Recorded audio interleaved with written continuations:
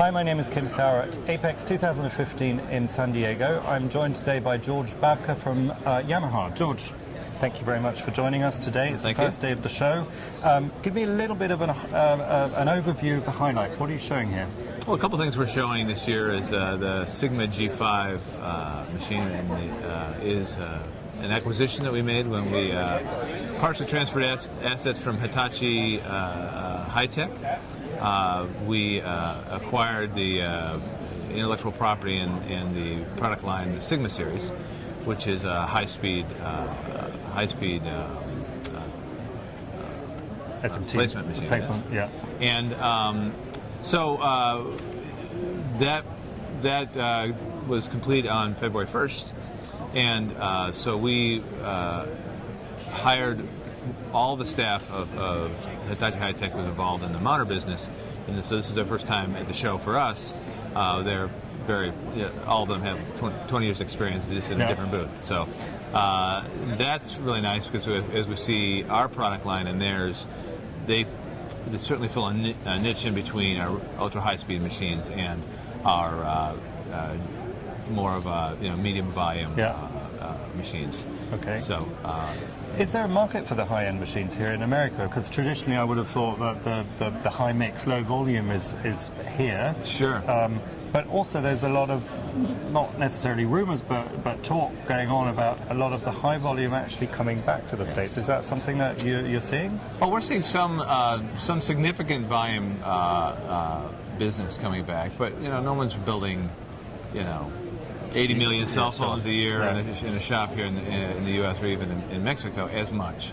But we are seeing, again, some significant volume come back. And one of the nice things about the Sigma series is that it gives us an entry point more into some markets where,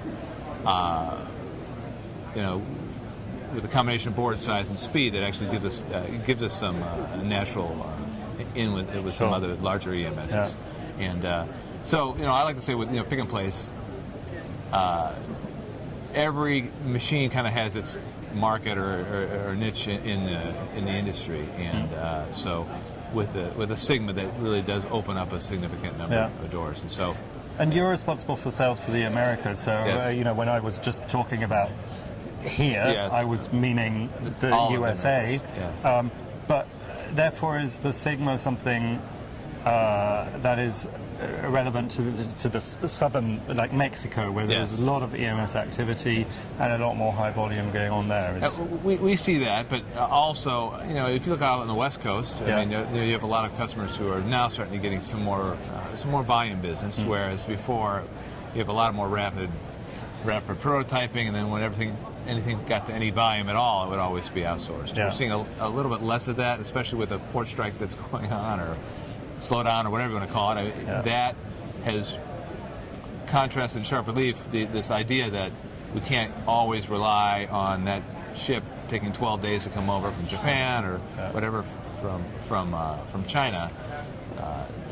So those sort of uncertainties, especially as that the pipe is only so big and only so much stuff can come through it. So we do see that people are trying to mitigate the risk a little bit right now with that, and so.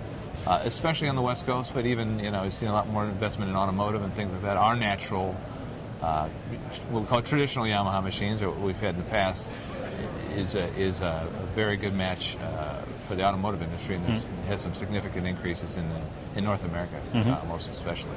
So. Last question, where do you see the market going? You've mentioned the port strike, and that has a significant impact on the economy and obviously therefore the industries.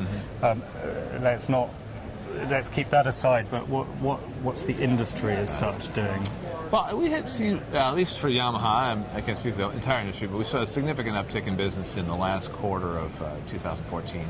And as we transition to this year, we've seen a lot more investment. People have held on to older equipment for a lot longer than they used to, right?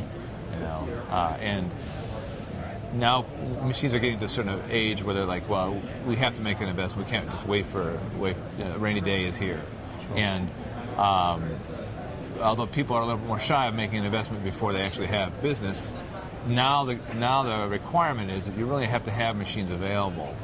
You can't say to someone, well, you can have a machine in 12 weeks, how many do you want, right? Now you have to have those machines in stock or very, very close by to be able to meet immediate demands, especially for contract manufacturers. And so we've had a shift in the last couple of years to focus our efforts on making the product line much easier to choose from. Instead of having a million different options, you kind of focus on popular options, having those machines in stock. And so when somebody says, we need to produce, they get 3 weeks notice and they got to build. So that seems like that's the way the market is. But we're starting to see some more investment. Suddenly we have these huge facilities that we had back in the late 90s, probably not, but some significant volume is moving back over here. So excellent. Well, so the next 3 days are going to hopefully attract a lot of business to your stand as well, and then carry it forward. Right. So I'm sure your booth is already busy with lots of new customers, old customers. Yeah. So I wish you great success. I appreciate that. All right, thank you. Thank you very much. Okay.